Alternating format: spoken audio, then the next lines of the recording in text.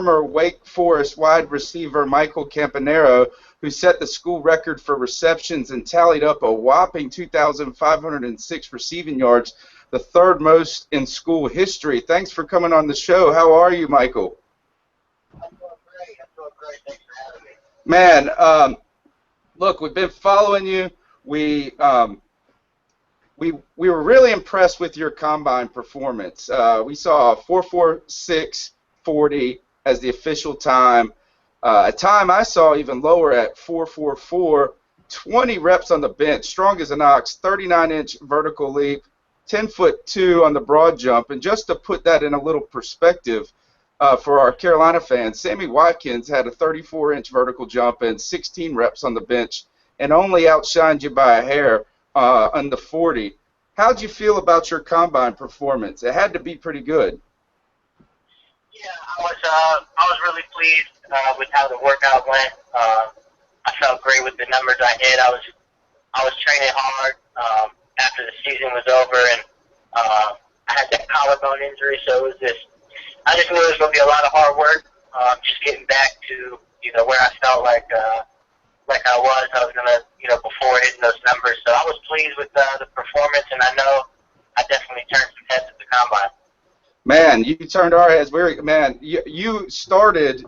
are the very reason that we started the whole Backyard Baller series on our website. So we were specifically impressed. Was there a specific drill that you felt that you did particularly well in, or that you were more pleased than maybe you expected going in?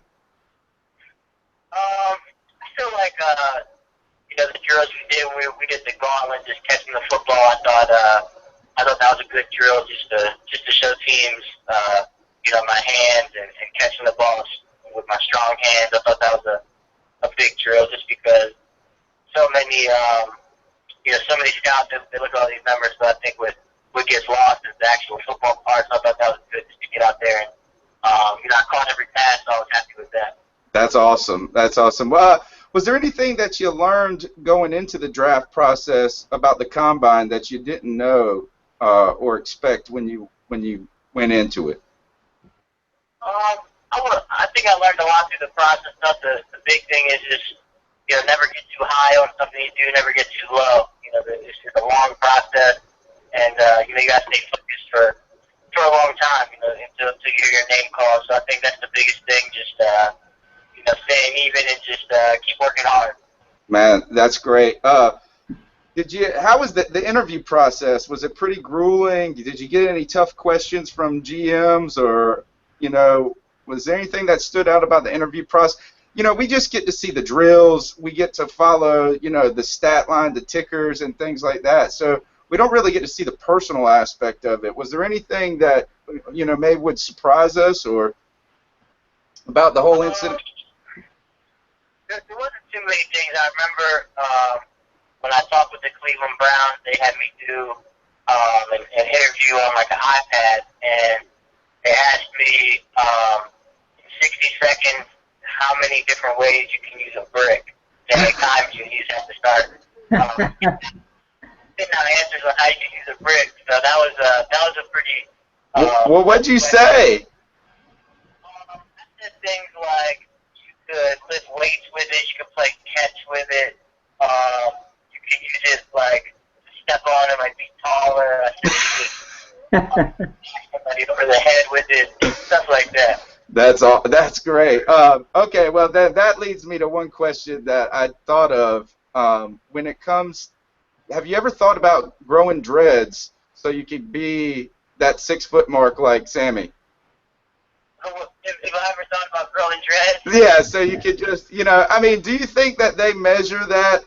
How do they account for his hair when they measure his height? I don't know. It's probably like stick the ruler, in between his hair or something. They gotta. I know they gotta take away some hair, but you can definitely see a lot of guys have their hair grown out, trying to get a few inches. Yeah, that's great. Have you worked out for any pro teams since the combine? Yeah, I'm actually back home right now in Maryland. I actually had a workout this morning with the Baltimore Ravens. So that went really well. I've just been I've been just training down in my school, and teams have come by and worked me out a little bit. But this is the first time I've gone to a place and worked out for them, so this has been good. But after this, I think I'm going to head back down to Miami because I don't think I'm expecting any more team visits or workout. So I'm just going to head back to Miami and keep training and gearing up for minicamp. Man, that's awesome. You know, former Carolina Panther Steve Smith is with the Ravens now. So we'll be pulling for them as much as we can this year. My buddy Joey's got a couple of questions for you. He's going to jump in right now. Okay. Hey, Michael. Hey, it's great to have you on the show, man. I'm really excited about you being here. One of the questions I wanted to ask you is, what current or former NFL receiver do you think your style of play most closely resembles? I don't know if there's exactly one player I could really say I play like, but I know there's a guy who I really love watching is Antonio Brown for the Steelers. I just really enjoy studying his game, and he plays a good amount of outside, and he plays a lot of inside as well. So he does a lot of special teams, and I just think he's great. He's very crafty with his routes, and you know, he's always making plays for his team and just finding ways to get open. So I really enjoy watching his game and just studying from him. Yeah, he's a very versatile receiver. I think that's a very good point you make. He is versatile. He can play inside or outside.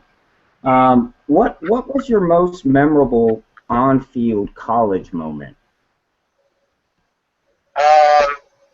It would probably be I probably have two. One of them probably when I took the punt back against Clemson my sophomore year at Death Valley. That was a good play. And then this past year when I broke the career receiving catches record for my school. I broke Desmond Clark's record. That was a pretty big moment for myself and my team and my family. Yeah, especially with, you know, doing it with 3 games short. What about this? I've got 2 things to follow up on that. Was it fun blowing up Maryland last season? Didn't you have like 150 yards against them and 10 catches? Yeah, that was. I was definitely looking forward to that game just because the year before that I had my broken hand and I wasn't able to play against those guys up in Maryland. So I was definitely looking forward to getting after them, and it was great. We got the win and also broke the record against those guys. So that was a fun day. Yeah, you got to stick it to North Carolina State too, and we always love that. Where I'm a Pirate fan, so we're in Greenville, North Carolina, so we always like it anytime anybody does that. And the other thing is that I think you remind me a lot of Darren Sproles, and I know that he's a running back, but he never plays like a running back really. He always plays like a wide receiver. He's real strong and fast. Do you think you could be that type of playmaker in the NFL? Definitely. I feel like talking to a lot of NFL teams, and they kind of ask me, you know, where I see myself in the draft class, and I feel like I'm definitely one of the most versatile players and receivers in the class, just as far as I think you can play me inside and outside. I think I can help out a team in special teams, and also I feel like if you need me to go back there and take a few carries, I feel like I can also do that. So I definitely think that that's a big thing I bring to a team is just my versatility. Yeah, even throw a touchdown occasionally, right? That's right.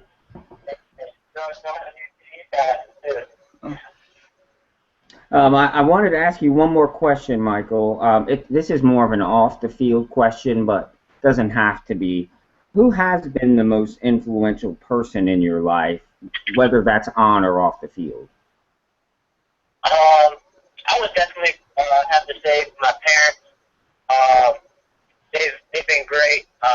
You know, since I've been young, they've just always supported me and been there for me. Instilled confidence in me as I've gotten older, and just 2 great people and 2 people I look up to and just respect a ton, and just people I really enjoy being around, and they've really helped me out up until this point in my life.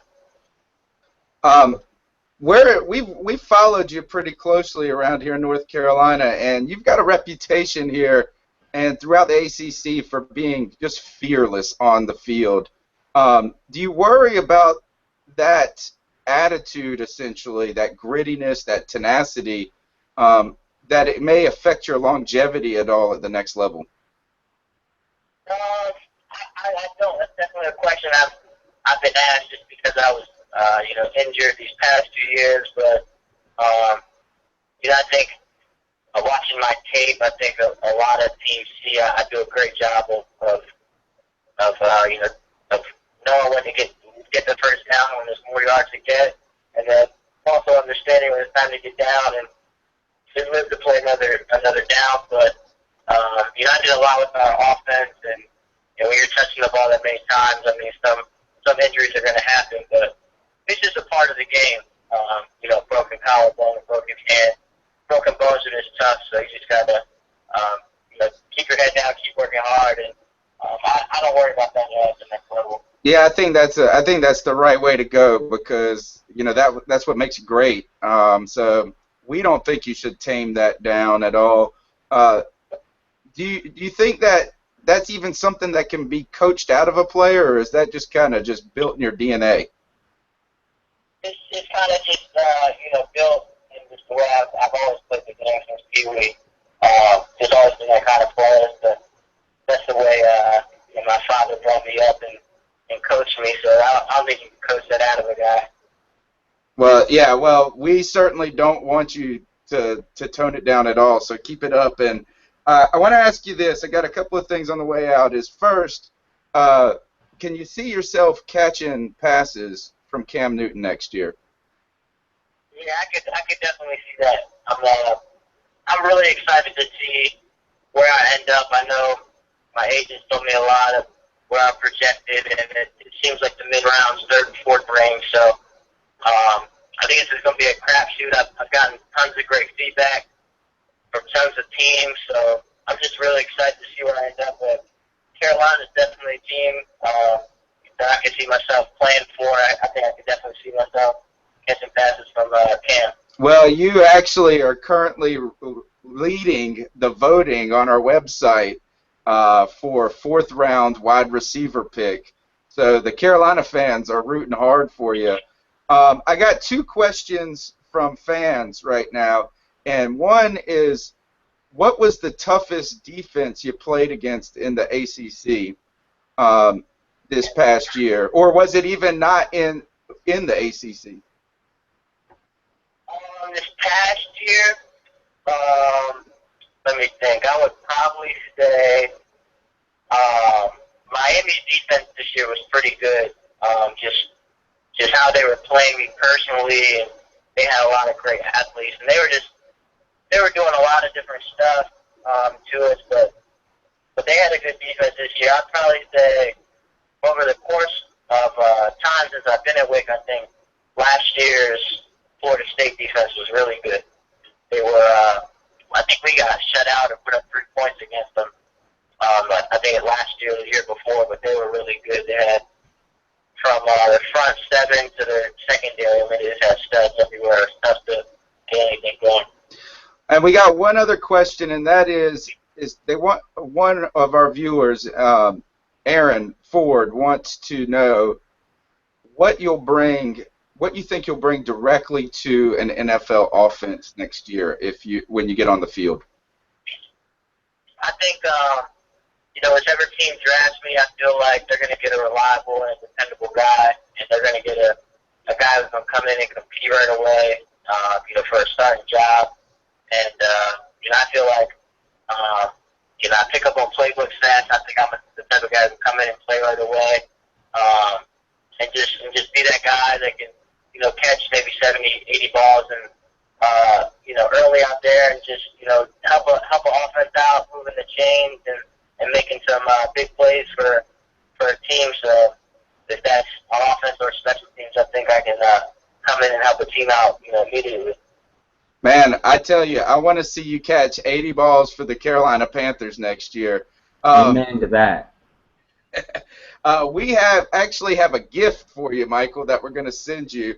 I made you I made you a T-shirt that says "Camp Fearless," and and it's got the Cat Chronicles logo on it.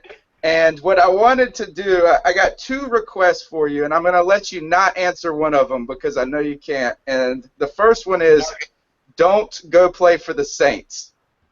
That's my first request. And my second request is when you make it, because I know you're going to make it big time, Michael. I think so much of your success just from following you and studying you comes from that stable family structure, the good character, the hard work ethic. And I know so many kids out there just don't have that.